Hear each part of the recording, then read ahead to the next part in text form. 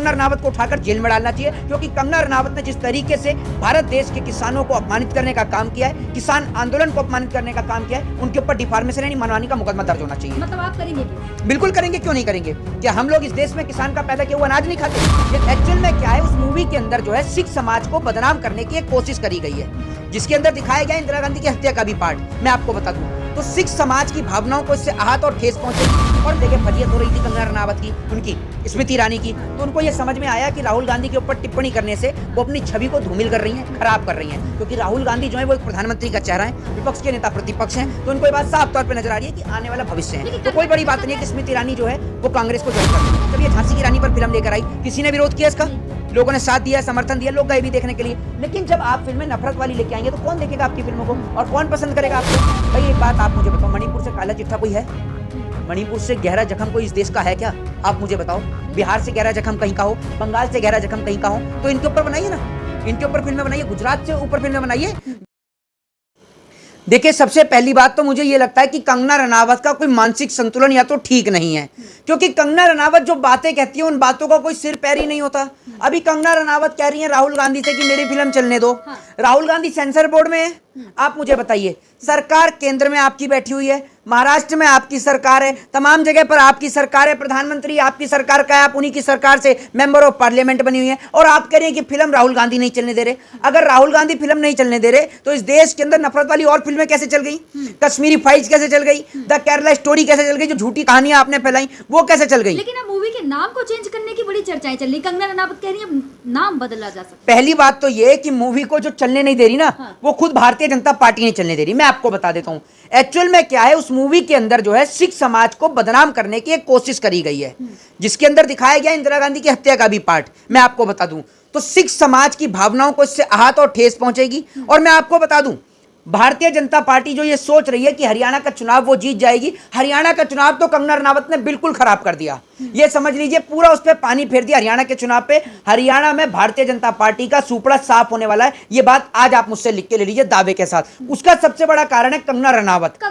अगर बीजेपी ये चाहती है कि वो कोई सा चुनाव जीते तो भारतीय जनता पार्टी को सबसे पहले कंगना रनावत का इस्तीफा दिलवाना चाहिए और कंगना रनावत को उठाकर जेल में डालना चाहिए, क्योंकि कंगना रनावत ने जिस तरीके से भारत देश के किसानों को अपमानित करने का काम किया है, किसान आंदोलन को अपमानित करने का काम किया है, उनके ऊपर डिफॉर्मेशन यानी मनमानी का मुकदमा दर्ज होना चाहिए। मतलब आप करेंगे केस? बिल्कुल करेंगे, क्यों नहीं करेंगे। क्या हम लोग इस देश में किसान का पैदा किया हुआ अनाज नहीं खाते? या किसान की पैदा की हुई रोटी नहीं खाते? रोटी, सब्जी, दूध सब किसान का कर रहे हैं। रनावत ने शुभंकर मिश्रा के इंटरव्यू में कहा है कि मैंने सच्चाई बताई थी, लेकिन पता नहीं क्यों पार्टी ने मना किया इसको। नहीं, एक बात आप मुझे बताइए, मैंने कहा कि भैया जो सूरज जो है अब वो रात में भी निकलता है, तो आपने कहा कि आप पागल हैं। आपने कहा कि आप पागल हैं, तो मैंने कहा नहीं, मैं आपको उसका प्रमाण दिखाऊंगा। जब मैं आपको उसकी फोटो दिखाऊंगा तभी तो आप उस पर यकीन मानेंगी, वरना आपकी बात पे कौन यकीन मानेगा। तो अगर कंगना रनावत के पास में प्रमाण है तो पूरे देश में दिखाए। क्यों किसानों को बदनाम करने की साजिश रची है कंगना? आप मुझे बताओ ना, जो न्यायपालिका है, जो जुडिशरी जो है ना, वो बातों से नहीं चलती, वो सबूतों के आधार पर चलती है। आपके पास क्या सबूत है कि जिसके बिहाफ पर आप ये सब कह रही हैं कि किसान आंदोलन में जो है वो रेप हुए? बताइए ना आप मुझे। लेकिन कंगना रनावत तो ये भी कह रही है कि असली जो आजादी है वो 2014 में ही मिली है। क्यों? क्योंकि 2014 से पहले जो डॉक्टर थे और जो ज्यादा मतलब एजुकेट लोग थे वो भारत छोड़ के बाहर जाते थे। कंगना का जन्म माना 2014 के बाद हुआ है। कंगना ने पढ़ाई भी 14 के बाद करी है। कंगना के माता पिता सब 14 के बाद पैदा हुए हैं, समझ रहे? और 14 के बाद पैदा होते ही एक्टर बन गई, ये आप समझ लीजिए। इनसे ये पूछिए कि ये फिल्म इंडस्ट्री जिसमें आप काम कर रही थी, जिसमें आपको 14 से पहले ही पूरा देश जानता था, वो किसने बनाई? तभी तो मैं भारत छोड़ के बाहर गई। अगर कांग्रेस की सरकार नहीं, देखिए बीजेपी जब आई तब वो वापस आ गई। नहीं तो एक बात आप मुझे, तो बीजेपी तो 14 में आई है। बीजेपी तो 14 में आई है। कंगना तो कब से बैठी हुई है भारत में। सबसे बड़ी बात तो इन्हें शर्म आनी चाहिए, जिस देश की मिट्टी ने इन्हें जन्म दिया, जिस देश की मिट्टी ने इन्हें इतना नेम और फेम दिया, उसी मिट्टी में ये कह रही हैं कि भैया इन्होंने ये मिट्टी छोड़ के चली गई। एक बात आप मुझे बताओ, इस देश में अस्पताल, मेडिकल कॉलेज, एम्स, आईआईटी, पहला परमाणु परीक्षण, ये सब किसने किया? ये सब पूर्वोत्तर सरकारों ने किया, कांग्रेस की सरकारों ने किया। ये आईआईटी देखते हो, जो एम्स देखते हो, जो ये बनवा रहे हैं। कंगना तो कह रही कि मोदी जी बनवा रहे हैं। तो मोदी जी का जन्म कब हुआ है? मोदी जी तो 14 के बाद प्रधानमंत्री बने, 14 में प्रधानमंत्री बने, और इस देश में IIT, एम्स और पहला परमाणु परीक्षण श्रीमती इंदिरा गांधी ने किया। कंप्यूटर राजीव गांधी लेकर आए। एम्स, अस्पताल, मेडिकल कॉलेज, IIT, एम्स, ये किसने बनाया? सब राजीव गांधी ने बनाए। इन्होंने क्या बनाया? इन्होंने तो शौचालय बनाए, और देश ने पहली बार पैखाना घोटाला देखा। भारत देश के अंदर कभी आपने देखा था कि पैखाना घोटाला हो रहा है? आप मुझे बताइए, शौचालय का घोटाला हो रहा है। मोदी सरकार के राज में पहली बार लोगों ने शौचालय घोटाला देखा।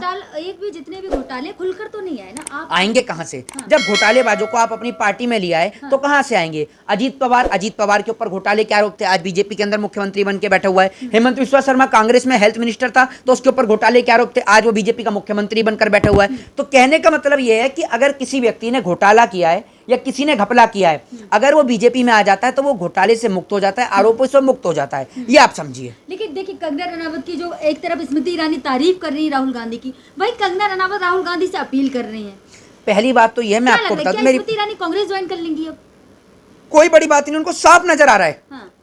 ये साफ नजर आ रहा है कि जो आने वाला वक्त और समय जो है वो कांग्रेस का है। ये बात साफ तौर पे स्मृति ईरानी को भी नजर आ रही है, और उनको दिख गया जिस तरीके से कड़ी हार हुई स्मृति ईरानी की। दूसरी बात ये कि हर जगह फजीयत हो रही थी कंगना रनावत की, उनकी स्मृति ईरानी की, तो उनको ये समझ में आया कि राहुल गांधी के ऊपर टिप्पणी करने से वो अपनी छवि को धूमिल कर रही हैं, खराब कर रही हैं। क्योंकि राहुल गांधी जो है वो एक प्रधानमंत्री का चेहरा है, विपक्ष के नेता प्रतिपक्ष हैं, तो उनको ये बात साफ तौर पे नजर आ रही है कि आने वाला भविष्य है। तो कोई बड़ी बात नहीं है कि स्मृति ईरानी जो है वो कांग्रेस को ज्वाइन कर ले। कंगना रनावत कह रही है मेरी मूवी रिलीज तो होने दें, जो इतिहास है वो पता तो चले जनता को। अरे तो आपकी मूवी को कौन रोक रहा है ये बताओ आप मुझे। राहुल गांधी सेंसर बोर्ड के अंदर है क्या? आप मुझे बताओ। राहुल गांधी, मैं ये कह रहा हूँ, राहुल गांधी सेंसर बोर्ड के डायरेक्टर हैं क्या हैं? आप मुझे बताओ। राहुल गांधी डायरेक्टर है सेंसर बोर्ड। सेंसर बोर्ड से राहुल गांधी का क्या लेना देना? फिल्म कौन लागू करता है कि लागू होगी या नहीं होगी? सेंसर बोर्ड करता है ना। तो सेंसर बोर्ड के अधीन है, सेंसर बोर्ड के आगे आप कहिए। सेंसर बोर्ड बताएगा कि आपकी फिल्म लागू होगी या नहीं होगी। पहले कह रही है पहले रिलीज होने वाली को थी, लेकिन आप लोगों ने जो आलोचना कर करके मूवी रिलीज नहीं होने। एक बात आप मुझे बताओ, एजुकेशन पर कोई फिल्म बनती है या कॉन्स्टिट्यूशन पर कोई फिल्म बनती है तो कहीं देश में उसका कोई विरोध होता है? नहीं होता ना, क्योंकि वो अच्छी फिल्में हैं, लोग उनसे सीखते हैं, प्रेरणा लेते हैं। लेकिन कोई ऐसी फिल्में आती हैं, द कश्मीरी फाइल्स हो, ठीक है, आपकी क्या कहते हैं ये कंगना रनावत की अभी आई है इमरजेंसी, इसी का ही क्यों? जब ये झांसी की रानी पर फिल्म लेकर आई, किसी ने विरोध किया इसका? लोगों ने साथ दिया, समर्थन दिया, लोग गए भी देखने के लिए। लेकिन जब आप फिल्में नफरत वाली लेके आएंगे तो कौन देखेगा आपकी फिल्मों को और कौन पसंद करेगा आपको? उस टाइम पे काले चिट्ठे खुलकर आएंगे। भाई एक बात आप मुझे बताओ, मणिपुर से काला चिट्ठा कोई है? मणिपुर से गहरा जख्म कोई इस देश का है क्या?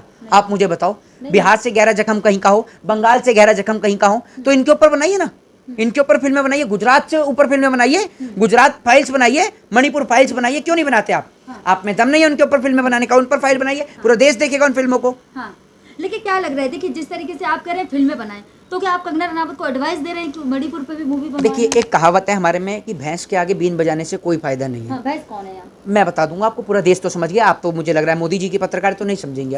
एक मैं आपको बता रहा हूँ। दूसरा, एक हमारे में कहावत है कि कुत्ते की पूंछ को चाहे 12 साल पाइप में रख लो, रहेगी वो टेढ़ी की टेढ़ी। तो इस कहावत को थोड़ा सा बदल दीजिए कि एक बार को कुत्ते की पूंछ भी सीधी हो सकती है, लेकिन कुछ लोग इस देश में ऐसे हैं जो बिल्कुल सीधे नहीं हो सकते। ये वो लोग हैं जो जिन्होंने अंग्रेजों की मुखबरी करी इनके बाप दादाओं ने, अंग्रेजों की गुलामियां करी इनके बाप दादाओं ने, जिनको ये नजर नहीं आता कि देश कब आजाद हुआ। पूरा देश समझिए मैं किसकी बात कर रहा हूँ, आप मत समझिए, आपको समझाने की जरूरत भी नहीं है। 23 मार्च का दिन, जिस दिन शहीद आजम भगत सिंह, राजगुरु और सुखदेव को फांसी के फंदे पर लटकाया गया। भारत देश के कई राज्यों में चूल्हा नहीं जला, भारत के कई गांवों में चूल्हा नहीं जला, और ये कहती हैं कि देश को आज़ादी जो है वो 14 के बाद मिली। तो इस देश के लिए फांसी का फंदा चूमने वाले राजगुरु सुखदेव और भगत सिंह कौन थे? बताइए ना आप मुझे। तो ये ऐसे लोग हैं जो इस देश में शहीदों का सम्मान नहीं कर रहे, तो वो आपका और हमारा कहाँ से सम्मान करेंगे? लेकिन क्या लग रहा है मोहित साहब, आप खुद एक एडवोकेट हैं और आज कोर्ट का फैसला आया बुलडोजर को लेकर जी, तो क्या लग रहा है? पहली बात तो ये है कि बुलडोजर जो एक असंवैधानिक कार्य है, जिस असंवैधानिक कार्य पर सुप्रीम कोर्ट ने रोक लगाने का कार्य किया, भारत के कई राज्यों में इस पर प्रतिबंध भी लगाया गया है। अगर इस देश में कोई अपराध करता है तो उस अपराधी को सजा देने का हक और अधिकार इस देश की न्यायपालिका, इस देश की जुडिशरी पर है। सुप्रीम कोर्ट ने इसमें तत्काल एक्शन पहले ही लेना चाहिए था, लेकिन देर आए दुरुस्त आए। भी सुप्रीम कोर्ट को एक बड़ा भी कानून बनाना चाहिए मॉब लिंचिंग के ऊपर। जिस तरीके से महाराष्ट्र के अंदर आपने देखा कि एक बुजुर्ग को मारते हुए ट्रेन में लोग नजर आते हैं, जिस तरह आपने हरियाणा के अंदर देखा मॉब लिंचिंग, तो मॉब लिंचिंग के चलते कई लोग अपनी जान गंवा चुके हैं। तो सुप्रीम कोर्ट को मॉब लिंचिंग पर और इस पर तत्काल कानून बनाना चाहिए। शुक्रिया जी। लेकिन क्या लग रहा है, क्या कोर्ट से एक फैसला आने के बाद अब योगी सरकार को जो एक बड़ा चैलेंज मिल गया है? योगी क्योंकि सरकार देखो, के बुलडोजर मुंह से पर जनता जो है बहुत ना, खुश है। योगी सरकार के मुंह पर एक तमाचा मारा है सुप्रीम कोर्ट ने, ये आप समझ लीजिएगा। हाँ। भाजपा सरकार के मुंह पर उन्होंने दिखा दिया कि देश जो है वो संविधान से चलेगा, ना गीता से चलेगा, ना कुरान से चलेगा, ना बाइबल से चलेगा, ये देश संविधान से वही चलेगा। देखिए, और कोई भी देश में संवैधानिक कार्य होगा तो सुप्रीम कोर्ट उस पर निश्चित तौर पर रोक लगाएगा। वही देखिए, बीएचयू में जो आरोपी थे वो छूट गए जेल से। एक मैंने बचपन में ना फर्स्ट स्टैंडर्ड में जब पढ़ता था तो एक कहावत पढ़ी थी कि मछली जल की रानी है, जीवन उसका पानी है, हाथ लगाओ डर जाएगी, बाहर निकालो मर जाएगी। ये कहावत लागू होती है आज देश की बेटियों पर कि हाथ लगाओ डर जाएगी और बाहर निकालो तो मर जाएगी, क्योंकि जो बेटियों की इज्जत लूटने वाले हैवान और जो दरिंदे हैं ना, वो आज हर चौक चौराहे पर खड़े हैं। जिस तरीके से उत्तराखंड के बीजेपी के एक नेता ने कल एक बेटी के साथ में रेप किया, आपने देखा होगा। तो जो बीजेपी वाले हैं जो लगातार देश की बहन बेटियों की इज्जत और आबरू लूट रहे हैं, लेकिन सरकार उनके घरों पर तो बुलडोजर चलाती नहीं है। उनके घर पर बुलडोजर चलाने में सरकार असफल है, नाकारा है। सरकार सिर्फ गिने चुने लोगों को देखकर बुलडोजर चलाती थी, जिस बुलडोजर के ऊपर सुप्रीम कोर्ट ने रोक लगाने का काम किया। जय हिंद, जय भारत, वंदे मातरम।